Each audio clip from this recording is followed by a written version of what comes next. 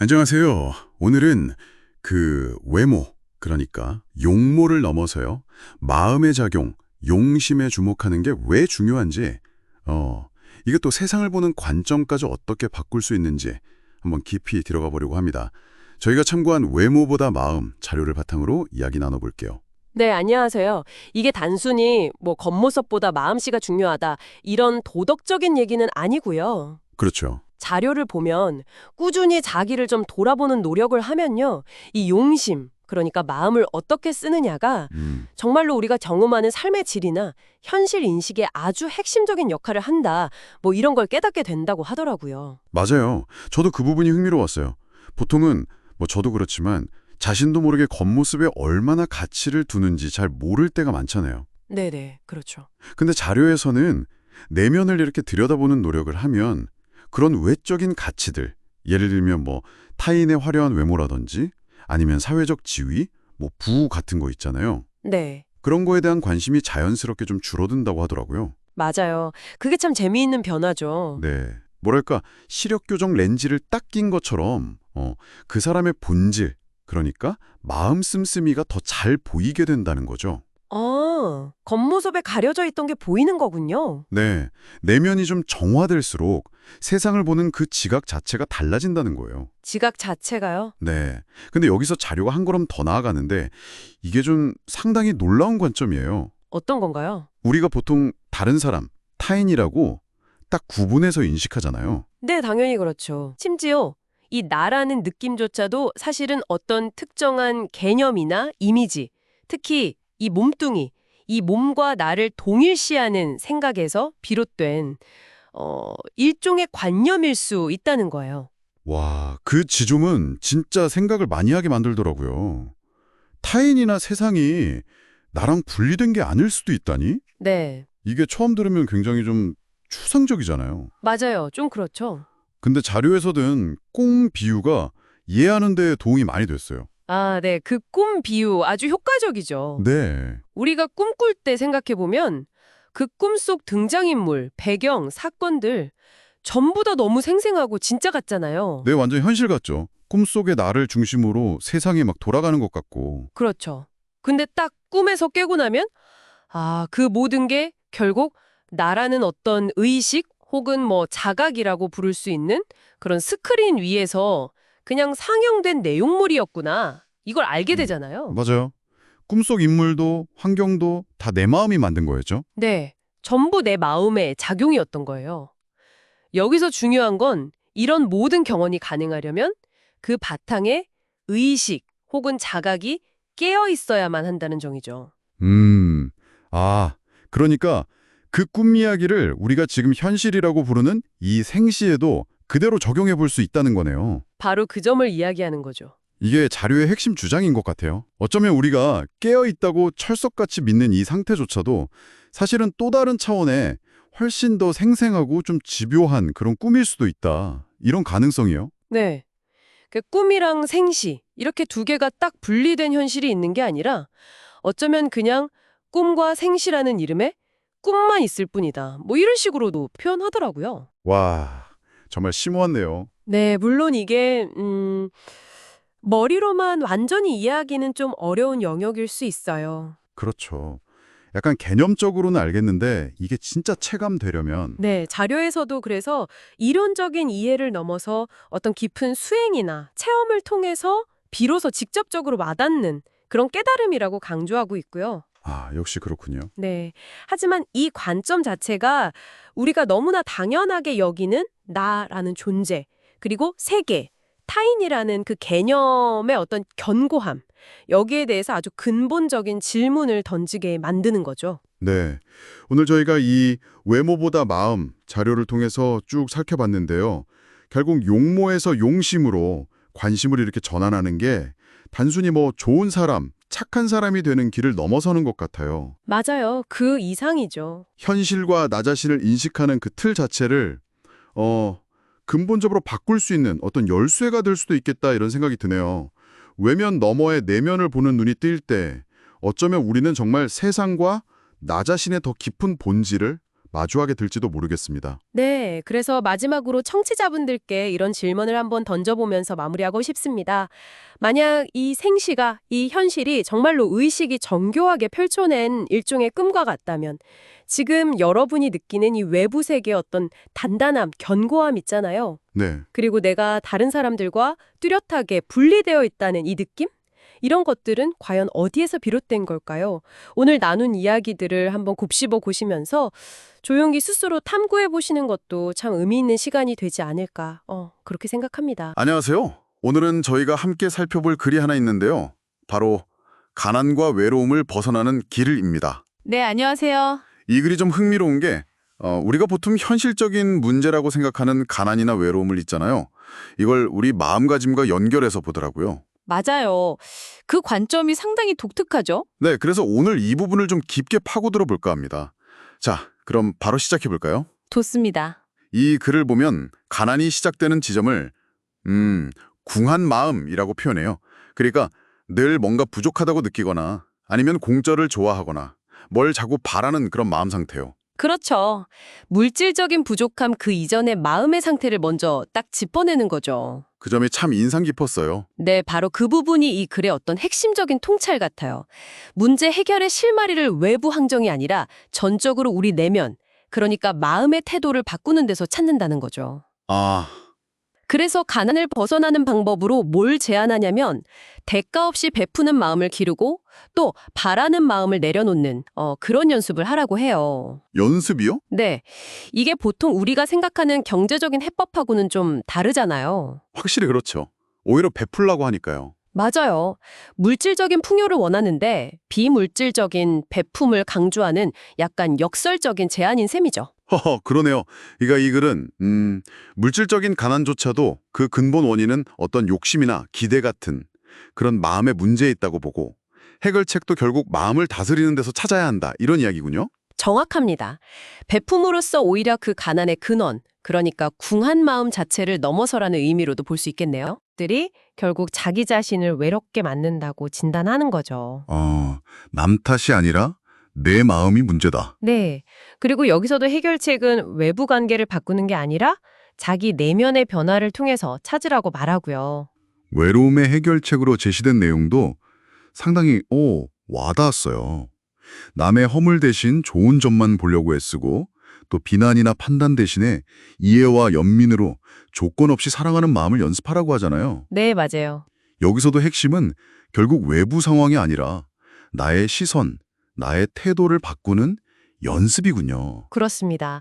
결국 가난과 외로움이라는 이 두 가지 어려움 모두 그 뿌리에는 우리의 어떤 특정 마음 상태가 작용하고 있다는 거고요. 그리고 해결의 실마리 역시 내려놓음이라든지 대가 없는 베품, 조건 없는 이해와 사랑 같은 이런 마음의 연습을 통해서 찾을 수 있다. 이게 이 글 전체를 꿰뚫는 핵심 주장인 것 같습니다. 그러니까 문제 해결의 주체를 외부에서 나 자신으로 또 상황에서 마음가짐으로 이렇게 전환시키는 관점이네요. 네, 바로 그거죠. 그렇군요. 오늘 살펴본 글의 핵심은 결국 우리가 흔히 외부 환경이나 다른 사람 탓으로 돌기기 쉬운 가난과 외로움을 극복하는 열쇠가 사실 우리 자신의 마음가짐 연습에 달려있다고 본다는 점이네요. 맞습니다. 특히 그 연습하라는 표현이 계속 반복되잖아요. 네, 맞아요. 그 점에 좀 주목할 필요가 있어요. 이게 그러니까 이런 마음의 전환이라는 게 한 번 결심한다고 되는 게 아니라 뭐랄까 마치 근육 키우듯이 꾸준히 의식적으로 노력해야 하는 과정이라는 걸 강조하는 거죠. 꾸준함이 중요하다. 그렇죠. 그러다 보니 자연스럽게 이런 질문이 생기더라고요. 이런 마음의 전환, 그러니까 대가 없는 베품이나 조건 없는 사랑 같은 거를 과연 우리가 일상생활 속에서 어떻게 구체적으로 연습할 수 있을까? 이게 사실 말처럼 쉽지는 않을 텐데요. 정말 그렇겠네요. 오늘 우리가 나눈 이야기처럼 만약 가난과 외로움의 실마리가 정말 우리 마음 상태에 있다면 이 아이디어를 바탕으로 당신의 일상에서 한번 시도해 볼 수 있는 아주 작은 연습 한 가지는 무엇일지 이걸 생각해 보는 것부터 시작해 볼 수 있겠습니다. 예를 들면 뭐가 있을까요? 의식적으로 다른 사람의 좋은 점을 찾아보려고 노력한다거나 아니면 아주 작은 것이라도 대가를 바라지 않고 한번 베풀어 보는 거예요. 그런 소소의 실천들이요. 네. 그리고 뭐 더 나아가서 이런 질문도 던져볼 수 있을 것 같아요. 만약 이 글에서 제안하는 마음가짐의 연습이 단순히 개인의 문제를 넘어서 우리가 속한 공동체나 사회 전체로 확장될 수 있다면 그때는 또 어떤 변화를 기대해 볼 수 있을까요? 오, 개인적인 마음 연습이 사회적인 변화로 이어질 가능성까지 생각해 볼 수 있겠네요. 그렇죠. 그런 작은 파문이 만들어낼 수 있는 더 큰 가능성을 상상해 보는 것도 의미 있는 성찰이 될 것 같습니다. 네, 오늘은 가난과 외로움을 마음가짐의 문제로 보고 그 해법을 내면의 연습에서 찾는 이 독특한 관점에 대해 깊이 이야기 나눠봤습니다. 다음에도 여러분께 생각할 거리를 던져줄 흥미로운 내용으로 다시 찾아뵙겠습니다. 안녕하세요. 오늘은 청취자께서 보내주신 그 마음 씀씀이와 현실의 인연이라는 글, 이걸 좀 같이 보려고 하는데요. 내 마음 씀씀이가 현실이랑 어떻게 이어질 수 있을까? 좀 깊이 탐구해보는 시간입니다. 네, 반갑습니다. 이게 우리가 겪는 현실이요. 그냥 바깥에서 오는 게 아니라 어쩌면 우리 내면의 상태, 그러니까 마음 씀씀이와 깊이 연결될 수 있다. 이런 관점을 보여줘서 흥미롭더라고요. 네, 맞아요. 글을 보면 뭐 힘든 일이 있을 때 세상을 탓하기 전에 먼저 스스로한테 물어보라고 하잖아요. 그렇죠. 내 안에 어떤 마음 씀씀이가 이런 현실을 보여주는 걸까 하고요. 보통은 외부 요인을 먼저 보게 되는데 왜 내면을 먼저 보라고 하는 걸까요? 이 글의 핵심은 그거 같아요. 우리가 경험하는 현실이 사실 우리 무의식의 발현이라는 거예요. 무의식의 발현이요? 네. 뭐랄까, 과거에 우리가 알게 모르게 지었던 생각이나 감정, 행동들, 그런 인연들이 무의식에 차곡차곡 쌓여 있다가 현재의 모습으로 이렇게 드러난다는 거죠. 아, 약간 영화 필름처럼요? 네, 뭐 그런 비유도 가능하겠네요. 그래서 자신이 지은 인연의 결과, 이글에서는 이걸 과보라고 표현하는데 이걸 피하기는 좀 어렵다고 말해요. 과보. 그 말이 조금 어렵게 들릴 수도 있겠네요. 그러니까 과거 행동 결과가 지금 나타난다. 뭐 이런 뜻인가요? 맞습니다. 그게 무슨 불가사의한 법칙이라기보다는 그냥 우리가 뿌린 생각과 행동의 씨앗이 결국에는 현실이라는 열매로 나타나는 거다. 좀 자연스러운 결과에 가깝다는 뉘앙스죠. 네네. 근데 여기서 또 재밌는 게 뭐 기도나 독경 같은 마음 공부 있잖아요. 네. 그걸 통해서 그 과보의 영향을 좀 약하게 받을 수도 있다. 뭐 이런 가능성도 살짝 언급해요. 이게 뭐 확실하다. 이건 아니지만요. 아, 결과 자체를 없앨 수는 없어도 그걸 겪어내는 어떤 경험의 질은 달라질 수 있다. 그런 이야기로 들리네요. 그렇죠. 바로 그 지점인 것 같아요. 그래서 중요한 게 관점의 전환이라는 거죠. 관점의 전환이요? 네. 보통 우리가 어려운 상황에 처하면 아, 나는 피해자다. 세상이 왜 이래? 이렇게 생각하기 쉽잖아요. 그렇죠. 남 탓, 상황 탓 많이 하죠. 근데 이 글은 그런 태도가 오히려 우리를 좀 약하게 만든다. 이렇게 지적해요. 외부 탓만에서는 사실 벗어날 힘을 얻기 어렵다는 거죠. 아, 그렇군요. 반면에 그 상황이 내 무의식의 반영이다. 뭐 내 안에 어떤 것과 연결되어 있다. 이렇게 보면 다르다고 강조하잖아요. 네네. 근데 이게 어떻게 힘을 준다는 걸까요? 자칫 잘못하면 아, 이것도 내 탓이구나 하면서 자책하게 될 수도 있을 것 같은데요? 그거 좋은 질문인데요. 여기서 말하는 내 안의 원인이라는 게 뭐 도덕적으로 잘했다, 잘못했다 이런 차원의 이야기는 아닌 것 같아요. 아, 그런 게 아니고요? 네, 그보다는 이 상황이 지금 내 안에 어떤 생각이나 감정 아니면 믿음 같은 거랑 연결되어 있는 걸까? 이렇게 탐구하는 것에 가깝죠. 탐구요? 그렇죠. 원인이 밖에 있다고 생각하면 우린 그냥 그 외부 요인이 바뀌기만 기다려야 하잖아요. 네, 좀 수동적이 되죠. 근데 원인이 내 안에 있다고 보면 적어도 내 안의 것은 내가 어떻게 해볼 수 있는 거니까 그 변화의 열쇠를 내가 쥐고 있다는 뜻이 되거든요. 이게 바로 이 글이 말하는 빠져나올 힘의 핵심 논리인 것 같아요. 아, 그러니까 문제 해결의 시작점을 외부가 아니라 내 안으로 가져오는 것만으로도 그냥 기다리는 게 아니라 뭔가 능동적으로 바꿀 수 있다는 가능성을 보게 된다는 거군요. 바로 그겁니다. 상황 자체를 당장 바꿀 수는 없더라도 최소한 그걸 바라보는 내 관점, 내 내면 상태는 내가 조절할 힘이 있다는 거죠. 네네. 그게 어쩌면 변화의 시작이고 이 글이 말하는 진짜 힘의 의미일 거고요. 외부 환경을 통제하는 힘이 아니라 내 경험에 대한 주도권을 되찾는 거죠. 오늘 살펴본 글이 결국 우리 마음 씀씀이, 그러니까 내면의 상태나 관점이 현실을 어떻게 경험하는지에 정말 큰 영향을 준다는 걸 돌아보게 하네요. 그렇죠. 어려운 일 앞에서 그냥 외부 탓만 하는 게 아니라 이게 내 안에 뭘 비추는 거울일까? 이렇게 질문하는 것만으로도 좀 더 단단해질 수 있다. 이런 메시지가 참 인상 깊었습니다. 네, 맞아요. 현실을 해석하는 틀 자체를 바꾸는 것. 그 내면을 들여다보는 행위 자체가 어쩌면 변화의 첫걸음이 될 수 있다는 걸 보여주는 거죠. 자, 그럼 마지막으로 청취자 여러분께 이런 질문을 한번 던져보고 싶습니다.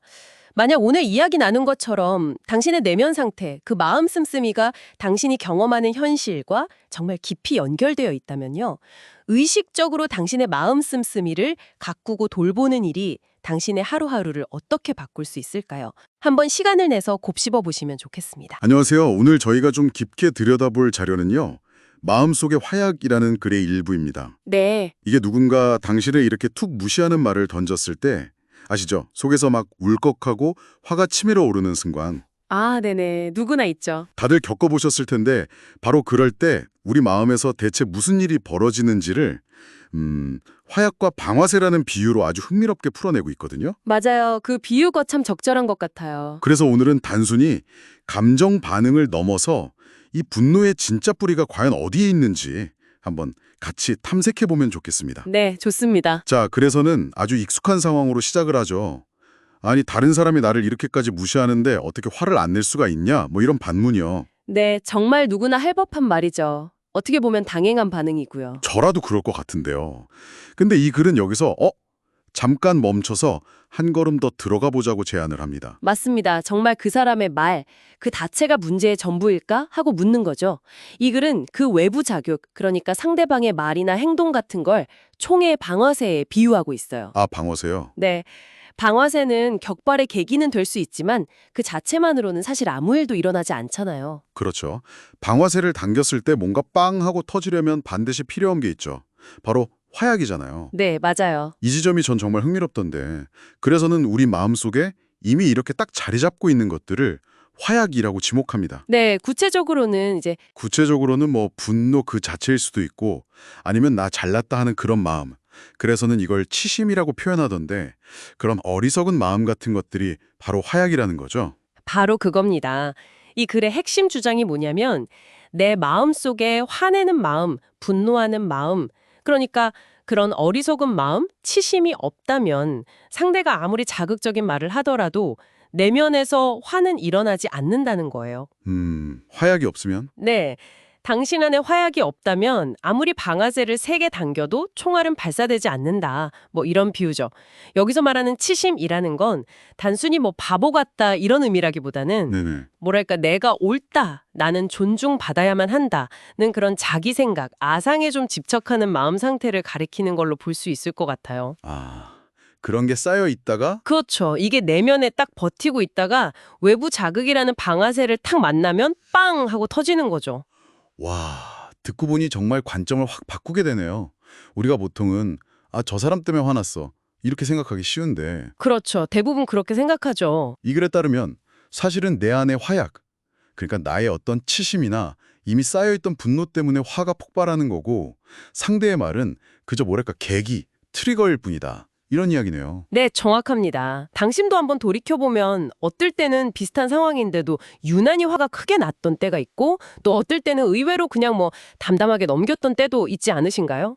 아, 그럼요. 당연히 있죠. 아마 그때그때 내 안의 화약 상태가 좀 달랐기 때문일 수도 있겠다. 이런 생각이 드네요. 네. 바로 그 점 때문에 이 글은 문제 해결의 방향도 함께 제시합니다.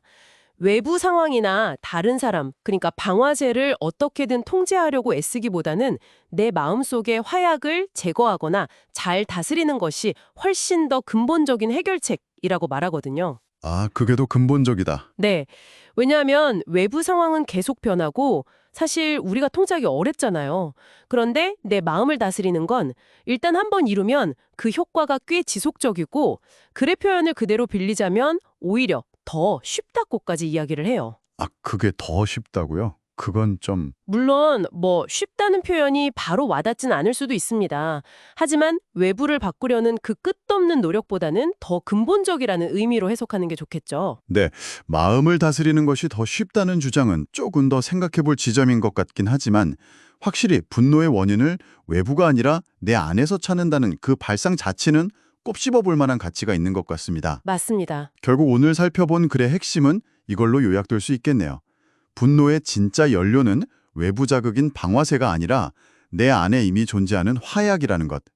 그래서 인용된 구절처럼요. 상대의 말은 그저 방화쇠일 뿐이며 화약은 내 마음속에 있는 분노인 것입니다. 네, 맞습니다.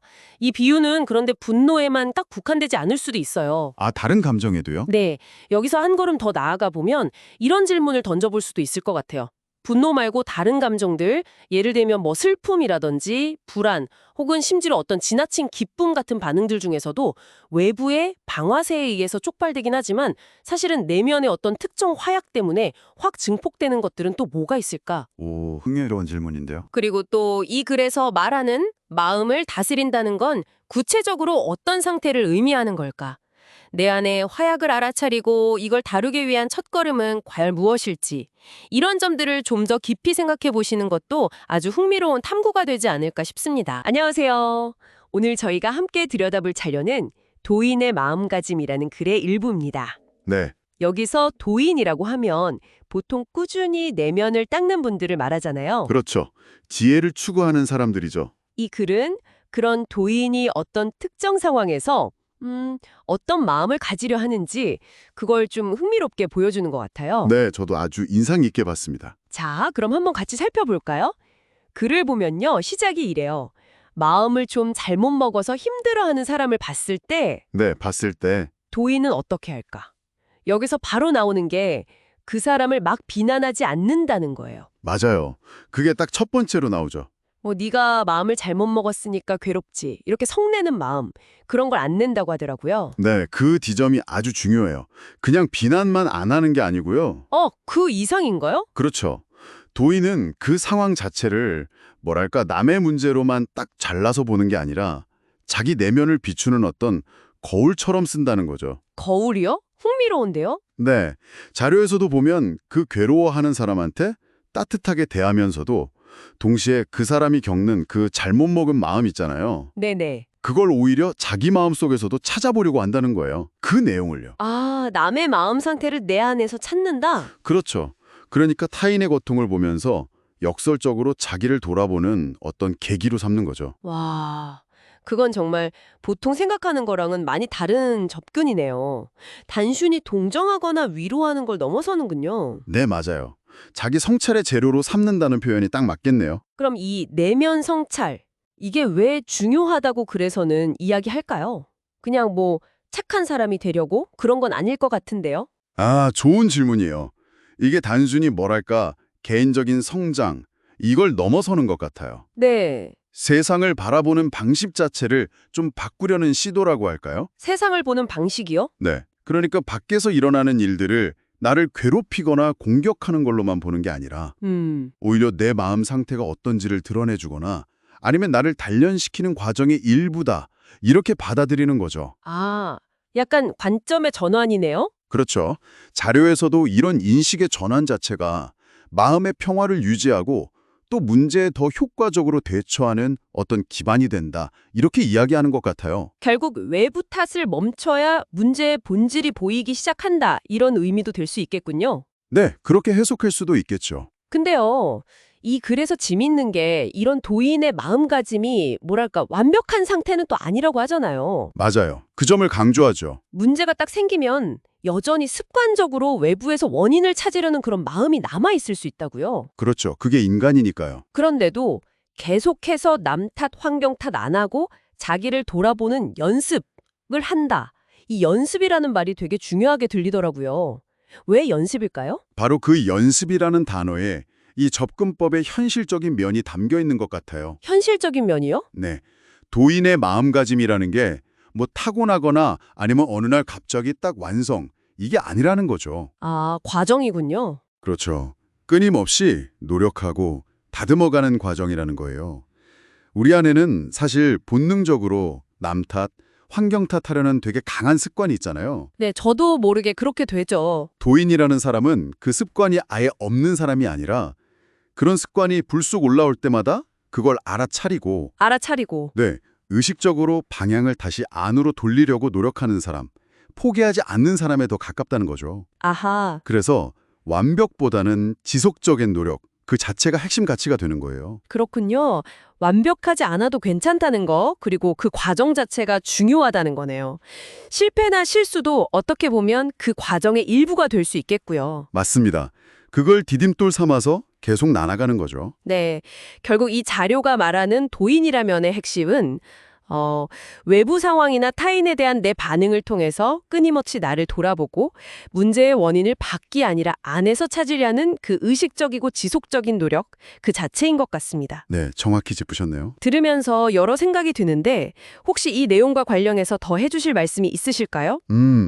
마지막으로 이 내용을 바탕으로 청취자분들께 한번 생각해 볼 만한 질문을 던져드리고 싶어요. 네, 좋습니다. 만약에요, 우리가 일상에서 겪는 크고 작은 어려움들 있잖아요. 아니면 다른 사람이 힘들어하는 모습을 볼 때 네, 그때 습관적으로 비난하거나 그냥 외면하는 대신에 이 글에서 이야기하는 것처럼 꾸준히 자기 안을 한번 들여다보는 연습을 진지하게 해본다면 네, 해본다면 과연 우리의 삶 그리고 세상을 경험하는 방식 자체가 근본적으로 어떻게 달라질 수 있을까요? 와, 그 가능성을 한번 깊이 생각해 보시는 것도 꽤 의미 있는 시간이 되지 않을까 싶습니다. 안녕하세요. 오늘은 자신을 받아들이는 태도라는 글의 한 부분을 좀 깊이 들여다볼까 하는데요. 네, 안녕하세요. 바로 나는 뭐 딱히 나설 가치가 없는 사람이다. 이런 생각에 대한 거예요. 아, 그거요? 네, 특히 뭐 영성이나 마음 공부 이쪽에 관심 두다 보면 가끔 이런 생각에 부딪힐 때가 있잖아요. 네, 있죠. 꽤 흔한 생각인 것 같아요. 왜 그런 생각을 하게 되는지,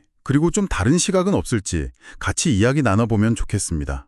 혹시 당신 마음속에도 비슷한 생각이 있었다면 오늘 저희 얘기가 좀 흥미로우실 거예요. 네, 분명 도움이 될 거라 생각합니다. 자, 그럼 이 생각, 나는 뭐 최고도 아니고 딱히 독창적이지도 않으니까 나설 필요 없어.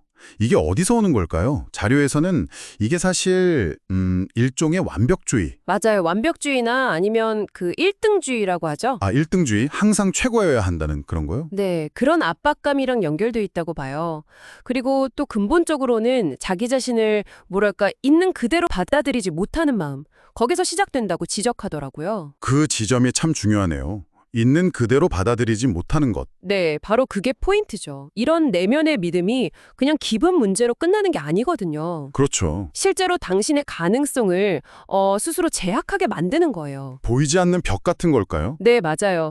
벽처럼 작용해서 뭔가 새로운 걸 시도하거나 아니면 다른 사람이랑 관계 맺는 것 자체를 좀 망설이게 만들 수 있죠. 세상이랑 상호작용하는 방식 자체가 위축되는 거죠. 그렇군요. 그럼 그 벽을 좀 넘어서려면 방법이 있을까요? 이 자료에서 제시하는 한 가지 방법이 좀 인상 깊던데요. 어떤 건가요? 우리 삶을 그냥 내 개인적인 성취 목록 이걸로만 보지 말고요. 약간 타인에 대한 봉사라는 좀 더 큰 틀에서 보자는 제안이에요. 아, 봉사요? 네. 그렇게 생각하면 내가 뭐 최고가 아니어도 또 엄청 뛰어나지 않아도 좀 괜찮아질 수 있다. 뭐 이런 이야기더라고요. 여기서 말하는 봉사라는 걸 너무 거창하게 생각할 필요는 없을 것 같아요. 아, 그런가요? 네, 뭐 대단한 희생이나 활동 이런 것만이 봉사는 아니고요. 그냥 모든 사람이 모든 것에 관심을 가질 수는 없잖아요, 사실. 그쵸. 다 다르죠. 네, 각자 관심 있는 분야가 다르고 설령 그게 뭐 남들이 크게 주목하지 않는 작은 영역이라도 괜찮아요. 당신이 그 안에서 발견한 어떤 가치나 즐거움 이런 걸 나누는 행위 자체가 일종의 기여이고 봉사가 될 수 있다는 거죠. 아하. 나눔 그 자체군요. 네, 핵심은 완벽함 이게 아니라 나눔에 있다는 거예요. 그러니까 봉사라는 게 꼭 대단한 결과물이 아니더라도 그냥 내가 가진 관심사를 통해서 자연스럽게 뭔가를 내어놓는 행위 그 자체일 수 있겠네요. 정확합니다. 바로 그거예요. 그럼 나는 최고가 아니야 이런 생각에 덜 갇히게 되겠어요. 그렇죠. 개인적인 완벽함이나 뭐 독창성 이런 걸 꼭 달성해야 한다는 집착에서 좀 벗어나게 도와주는 거죠. 네네. 당신이 진짜로 흥미를 느끼는 분야가 있다면 그 안에서 당신이 할 수 있는 만큼 당신만의 방식으로 기여하는 것, 그 자체가 소중하다는 인식이 중요한 거예요. 크기나 1등이냐 아니냐는 부차적인 문제가 되고요. 네, 맞습니다. 모든 기여는 그 자체로 다 의미가 있으니까요. 생태계에 필요한 역할을 하는 거죠. 결국 이 자료가 우리한테 주는 메시지는 자신을 향한 그 날카로운 평가의 잣대 이걸 좀 내려놓고 네, 좀 내려놓고 내가 가진 관심, 애정 이런 걸 바탕으로 세상하고 연결될 수 있는 작은 통로들을 좀 찾아보라는 격려 같아요. 네, 맞아요. 당신의 존재, 그리고 당신의 기여가 그 자체로 의미 있다는 믿음을 가지라는 거죠. 참 따뜻한 메시지네요. 네, 오늘 이야기 나눈 내용의 핵심을 다시 한번 정리해보자면요. 완벽해야만 가치 있다는 그런 자기 비판적인 관점에서 좀 벗어나서요. 네. 나의 관심사를 기반으로 한 나눔과 봉사의 관점에서 기여의 의미를 다시 발견해보자는 것. 그리고 이 모든 변화의 바탕에는 어떤 모습이든 지금의 나를 좀 따뜻하게 받아들이는 태도, 이게 꼭 필요하다는 점을 강조하고 싶습니다. 이 이야기가 당신에겐 어떻게 다가오시나요? 혹시 예전에 나는 아직 부족해. 내가 나설 자리가 아닌 것 같아. 이러면서 좀 망설였던 기억이 있으신지, 아니면 지금도 좀 그런 생각에 발목 잡힐 때가 있진 않으신가요? 마지막으로 이 질문을 한번 스스로에게 던져보시면 어떨까 싶어요. 만약 우리 사회가 그리고 당신 스스로가 꼭 완벽하지 않아도 괜찮다고, 저마다의 다양한 기여가 다 소중하다고 진심으로 받아들인다면 어떨까요? 그렇다면요? 혹시 예전에 난 아직 실력이 부족해서 못해 이런 생각 때문에 시도조차 못했던 일이 있다면 이제는 좀 다른 방식으로 접근해 볼 수 있지 않을까요? 관점을 바꿔서요? 네.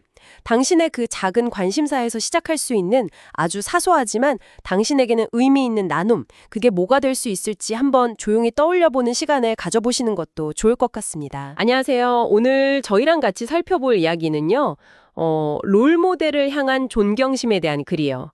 목표가 있는 당신에게 이미 그 목표를 이룬 사람, 그러니까 롤모델을 존경하는 마음이 뭘 의미하는지 한번 좀 깊게 들여다보려고 합니다.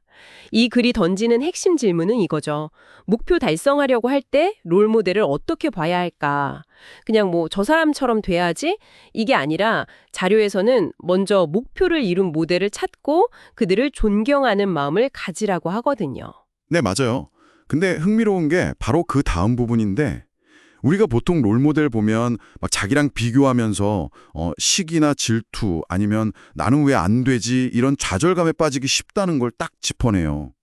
이 글 말로는 이런 부정적인 감정들이 그냥 기분 문제에서 끝나는 게 아니고 실제로 우리를 목표에서 더 멀어지게 만든다는 거죠. 그거 진짜 공감되네요. 막 빛나는 모습만 보고 그 뒤에 얼마나 힘들었을지는 잘 안 보이니까 나와의 차이만 자꾸 보게 되잖아요. 그럼 이 글은 그런 부정적인 비교 말고 뭘 강조하나요? 여기서부터 좀 재밌어지던데요? 네, 바로 존경하는 마음 하고 또 기꺼이 배우려는 마음, 이 두 가지예요. 이 글이 좀 매력적인 게 이런 긍정적인 태도가 그냥 마음만 바꾸는 게 아니라 우리 안에서 뭐랄까 더 높은 에너지를 만들어낸다고 설명을 해요. 더 높은 에너지요? 그러니까 그냥 와 대단하다 여기서 멈추는 게 아니고 그렇죠. 그 존경심 자체가 나를 움직이는 어떤 실질적인 힘이 된다는 거죠. 부러움이나 좌절감은 오히려 에너지를 막 깎아먹는데 이건 반대로 에너지를 주는 거예요. 오, 그리고 그래서 비유를 하나 드는데 이게 되게 인상적이었어요. 바로 부력이요. 부력? 배 뜨는 거요? 네네. 배가 그 물의 힘, 부력으로 저절로 물에 뜨잖아요. 그런 것처럼 롤모델을 향한 순수한 존경심, 또 배우려는 마음에서 나오는 긍정적인 에너지가 우리를 목표 쪽으로 더 수월하게 나아가도록 돕는다는 거예요. 막 억지로 끌고 가는 게 아니라 자연스럽게 이렇게 붕 뜨는 그런 느낌인 거죠. 부력 비유 진짜 와닿네요. 시기심이나 좌절감은 배에 구멍 내는 것 같고. 그렇죠, 그렇죠. 가라앉게 만드는 거죠. 근데 존경심은 우리를 그냥 자연스럽게 띄워주는 힘이 된다. 이런 거군요. 와, 그렇다면 이게 당신의 목표 달성 과정에는 어떤 의미가 있을까요? 오늘 본 이 글의 핵심은 명확한 것 같아요. 롤모델 보면서 막 자책하고 비교하면 가라앉는데 반대로 그 성취나 과정을 진심으로 존경하고 배우려고 하면 우리 안에 긍정적인 부력 같은 게 생겨서 목표에 더 쉽게 어쩌면 덜 힘들게요. 그렇게 다가갈 수 있다는 거죠. 뭐랄까 부정적인 감정의 무게를 좀 덜어내고 그 자리를 존경이라는 긍정적인 에너지로 채우는 거. 결국 롤모델이 우리를 좌절시키는 게 아니라 오히려 우리 여정을 돕는 긍정적인 에너지원이 될 수 있다. 네, 아주 강력한 이야기네요. 자, 그럼 마지막으로 이런 생각도 한번 해볼까요? 롤모델과 똑같은 성공을 하는 게 목표일 수도 있지만 어쩌면 그들의 여정을 깊이 이해하고 진심으로 존경하는 그 과정 자체에서 당신만의 성공에 대한 정의가 좀 새롭게 넓어질 수도 있지 않을까요? 결과만 아니라 그 존경하는 과정에서 또 다른 성장을 발견할 수 있지 않을까? 뭐 이런 질문을 던져봅니다. 오늘 이 흥미로운 자료 같이 나눠주셔서 감사합니다. 저희 이야기는 여기까지 하겠습니다. 안녕하세요. 오늘 저희는 가슴에서 우러나오는 사랑이라는 이게 참 흥미로운 개념인데요. 이걸 좀 깊이 들여다볼까 합니다. 네, 안녕하세요. 그 공유해 주신 자료 가슴으로 느끼는 사랑 발췌문을 보면서요. 우리가 보통 생각하는 사랑이랑은 좀 다른 이 사랑의 본질에 대해 이야기 나눠보죠. 네, 좋습니다. 자, 그럼 이 자료를 보면 먼저 사랑을 두 가지로 나누는 것 같아요. 그쵸? 욕망에서 오는 사랑, 그리고 가슴에서 오는 사랑. 맞아요. 시작부터 그 구분을 딱 짚고 넘어가죠. 특히 그 욕망으로 뭔가를 원해서 얻었을 때요. 그 매력이 금방 식어버린다고 하더라고요. 네, 그 비유가 재밌어요. 아이가 장난감 얻고 나면 금방 시들해지는 거. 딱 그거라는 거죠. 정말 그런 것 같아요. 막 갖고 싶을 땐 안달하다가도 손에 넣으면 그냥. 그렇죠. 그래서 이제 욕망에 기반한 관계는 시간이 가면 서로 좀 무관심해지기 쉽다. 이런 분석이 나와요. 무관심해진다. 네. 관계를 계속 잘 이어가려면 사실 꾸준히 관심도 주고 챙겨줘야 하잖아요. 당연히 하죠. 근데 그게 욕망 차원에서는 귀찮고 힘들게 느껴질 수 있다는 거예요. 아, 그 노력이 부담이 되는 거군요. 네. 그러다 보면 관계 자체가 좀 위태로워질 수 있다. 뭐 이런 관점인 거죠. 하긴 처음 끌림만으로는 오래가기 힘들 수도 있겠네요. 그런데 이 가슴에서 느껴지는 사랑은 완전히 다르다고요? 맞습니다. 이건 뭐랄까 마르지 않는 샘물 같다고 표현해요. 안에서 그냥 자연스럽게 흘러나온다는 거죠. 안에서요? 네. 그래서 뭐 상대방의 겉모습이라든가 뭐 능력이라든가 이런 외부 조건에 크게 흔들리지 않는다고 봐요. 와, 조건 없이 그냥 존재 자체를 사랑한다? 네. 그런 쪽에 가깝다고 설명하죠. 그러니까 더 꾸준하고 좀 변함없을 수 있다. 이렇게 보는 거고요. 이게 참 이상적이긴 한데 솔직히 우리가 보통 경험하는 사랑이랑은 좀 다르잖아요. 특정 사람한테 확 끌리는 게 보통인데 그렇죠. 바로 그 부분을 이 글이 좀 파고드는 것 같아요. 이 가슴의 사랑은 그 특정 대상에 대한 독점적인 감정이라기보다는 그 범위가 훨씬 넓다고 해요. 범위가 넓다니요? 네, 모든 존재, 뭐 심지어 인류 전체? 약간 그런 보편적인 사랑, 아가페 같은 거랑 비슷하다고 설명하거든요. 아가페요. 아, 그래서 어떤 특정인이랑 깊은 관계를 맺더라도 그게 막 소유하려는 마음이라기보다는 그냥 인연 따라서 자연스럽게 연결된 거다? 이런 식으로 본다는 거죠. 소유욕이 아니라 인연. 사랑의 범위 자체가 엄청 넓어지는 거네요. 그렇죠. 사랑의 경험 자체가 확장되는 거죠. 근데 그 보편적인 사랑이라는 거요. 솔직히 쉽게 와닿진 않아요. 어떻게 그게 가능할까요? 막 집착 없이 모두를 사랑한다는 게? 이 자료에서는 그 열쇠를 몸이 나다라는 생각에서 찾아요. 우리 스스로를 이 육체랑 똑같다고 여기는 생각 있잖아요. 네, 그렇죠. 보통 나 하면 몸을 떠올리니까. 네, 그 동일시하는 생각이 좀 옅어질 때 가능하다고 해요. 동일시가 옅어진다. 네, 그게 좀 희미해지면 모든 대상이 사실 나랑 다르지 않구나 하는 그런 체험적인 알미 시작된다는 거죠. 체험적인 알미요? 남을 볼 때 그럼 어떻게 느껴진다는 걸까요? 그러니까 그냥 살과 뼈로 된 저 사람이 아니라 그 너머에 있는 어떤 존재 자체? 나와 똑같은 생명, 뭐 의식 이런 걸로 느끼기 시작한다는 거예요. 아, 약간 에너지 같은 걸로 느끼는 걸까요? 뭐 그렇게 볼 수도 있겠죠. 그러면서 이제 나와 너를 나누는 그 경계선이 점점 흐릿해진다고 해요. 경계가 흐릿해진다. 네. 그게 이제 모든 존재를 향한 어떤 자연스러운 연민, 사랑의 바탕이 된다는 거죠. 결국 나와 남의 구분이 사라지는 경험까지 간다고 저자는 그렇게 주장해요. 와, 나와 남의 구분이 사라진다니 진짜 심오한데요? 그래서 이 가슴의 사랑은 그냥 눈앞의 사람만이 아니라 온 우주를 다 나처럼 느끼면서 품게 된다는 거군요. 네, 그렇습니다. 반대로 여전히 이 몸이 나다 이 생각에 딱 갇혀 있으면 사랑도 결국엔 욕망이나 집착, 소유 이런 식으로 나타나기 쉽다고 경고하고요. 아, 그쪽으로 빠지기 쉽다. 네. 근데 그 욕망이란 게 원래 그렇잖아요. 채워도 끝이 없고. 그렇죠. 만족이 없죠. 네, 또 얻은 걸 잃을까 봐 불안해하고. 그러니까 결국에는 실망하고 원망하고 고통스러울 수밖에 없다. 이런 논리인 거죠. 듣고 보니 우리가 사랑하면서 겪는 많은 힘든 감정들이 어쩌면 상대를 가지려는 욕망, 그 나와 너를 딱 나눠보는 그 생각 자체에서 오는 걸 수도 있겠네요. 네, 핵심을 잘 짚으셨어요. 자료는 바로 그 지점을 이야기하는 것 같아요. 그리고 그 착각, 그 몸과의 동일시가 좀 옅어지면 비로소 조건 없고 고통 없는 사랑이 가능해진다. 와, 이거 되게 혁명적인 관점인데요. 맞아요. 사랑의 근원을 딱 두 개로 나눠서 보여주는 거죠. 하나는 계속 밖에서 뭔가를 찾아 헤매는, 그래서 늘 불안한 욕망의 길. 네. 다른 하나는 그 나라는 울타리를 넘어서 안에서부터 그냥 흘러나오는 충만함, 연결감, 뭐 가슴의 울림이라고 표현했죠. 가슴의 울림. 네, 그리고 이 후자다, 진짜 고통 없는 사랑, 더 근원적인 사랑에 가깝다고 말하고 있는 거고요. 자, 오늘 가슴으로 느끼는 사랑에 대한 이야기를 쭉 나눠봤는데요. 참 많은 생각을 하게 되네요. 네, 저도 그렇습니다. 그럼 이 이야기들이 우리에게 뭘 시사할까요? 이걸 듣고 계신 여러분은 혹시 살면서 이 자료에서 말하는 가슴으로 느껴지는 사랑, 어떤 조건을 넘어선 기쁜 연결 같은 거 혹시 느껴보신 적 있으신가요? 아니면 욕망을 넘어선 사랑이란 게 나에게는 어떤 의미일까? 이렇게 한번 스스로에게 물어보시는 건 어떨까 싶어요.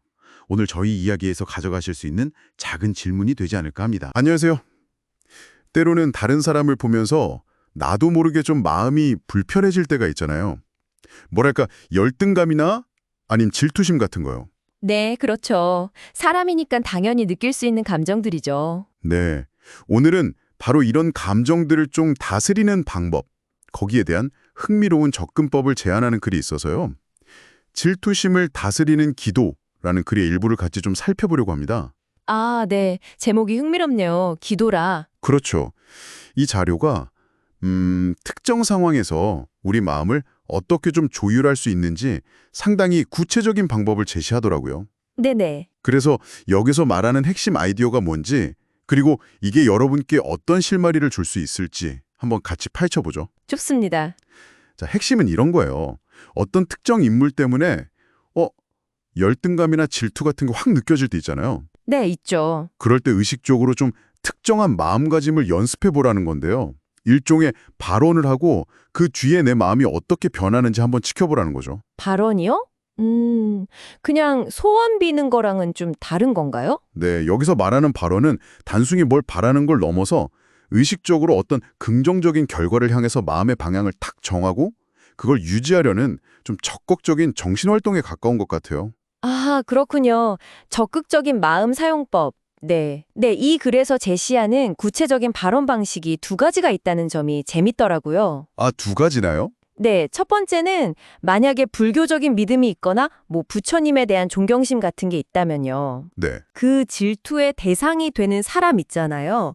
그 사람과 관련된 모든 사람들이 그 사람의 활동이나 뭐 가진 것들을 통해서 부처님을 기쁘게 해드리기를 마음으로 바라는 거예요. 아, 그러니까 저 사람과 관련된 모두가 저 사람의 성취로 부처님을 기쁘게 해드렸으면 좋겠다. 뭐 이런 식으로요? 그렇죠.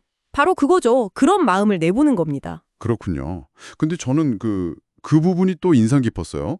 꼭 그런 종교적인 믿음이 없어도 다른 방법이 또 있다는 거예요. 맞아요. 그게 두 번째 방법인데요.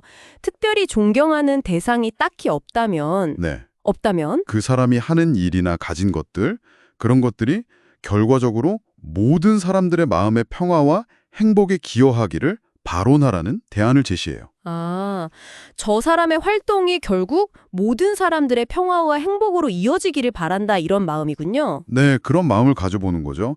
훨씬 보편적인 접근법이라고 할 수 있겠네요. 듣고 보니 결국 두 방법 다 내 안에서 막 이는 불편한 감정 있잖아요.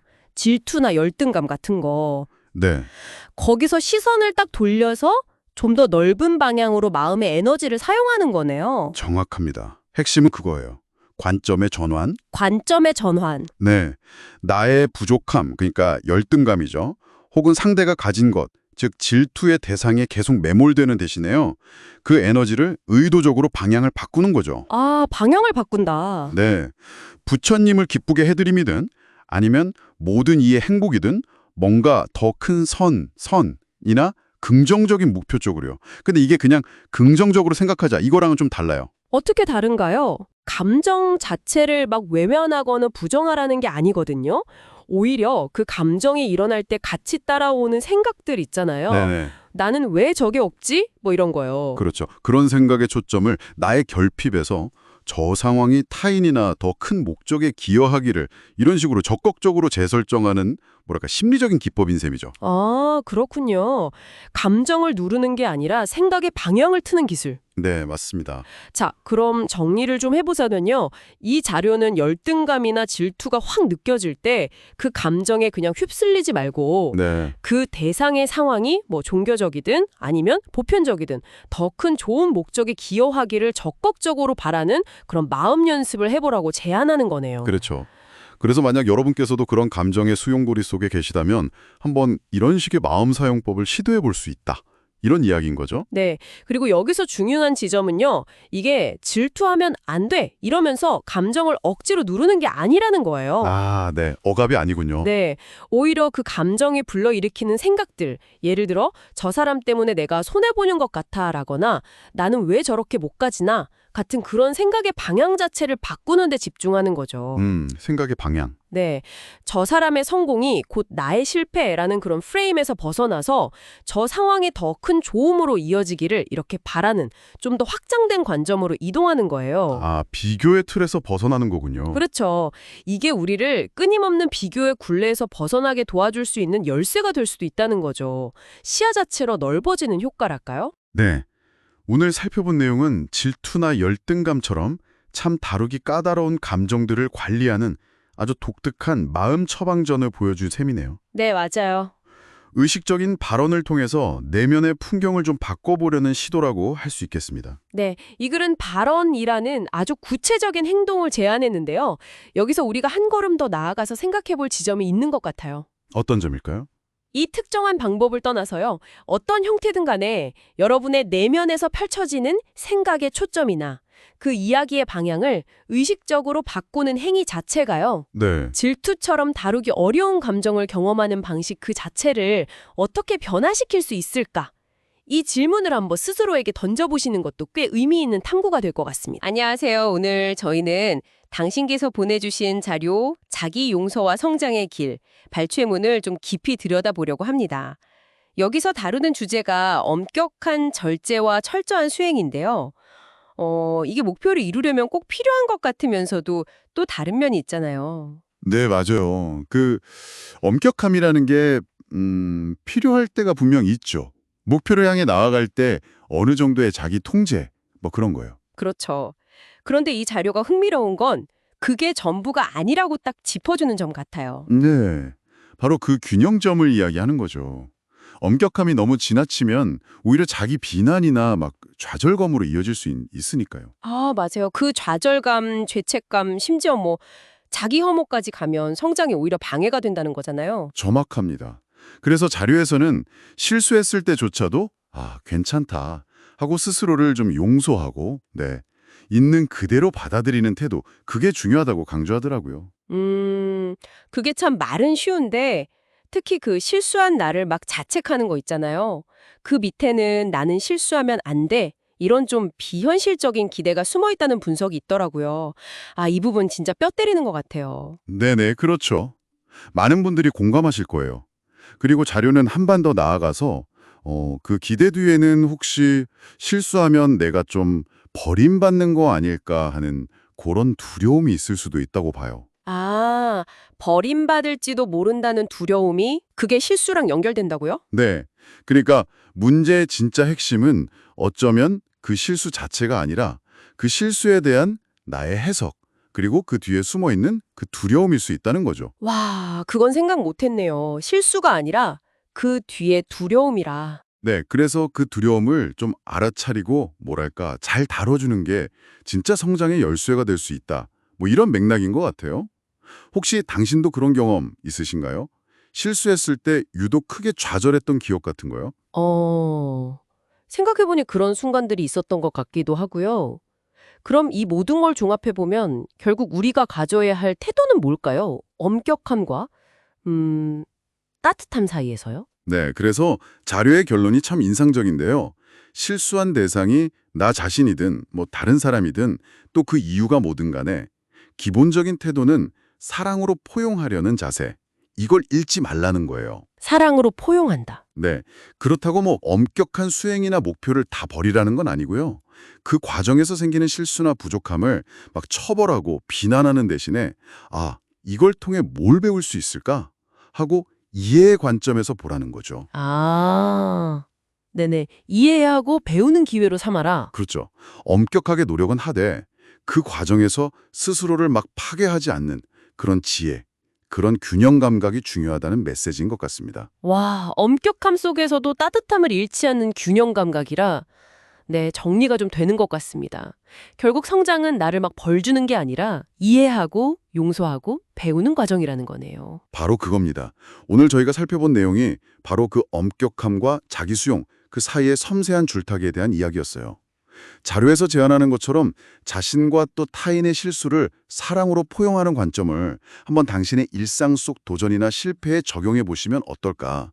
한번 생각해 보시는 것도 좋을 것 같습니다.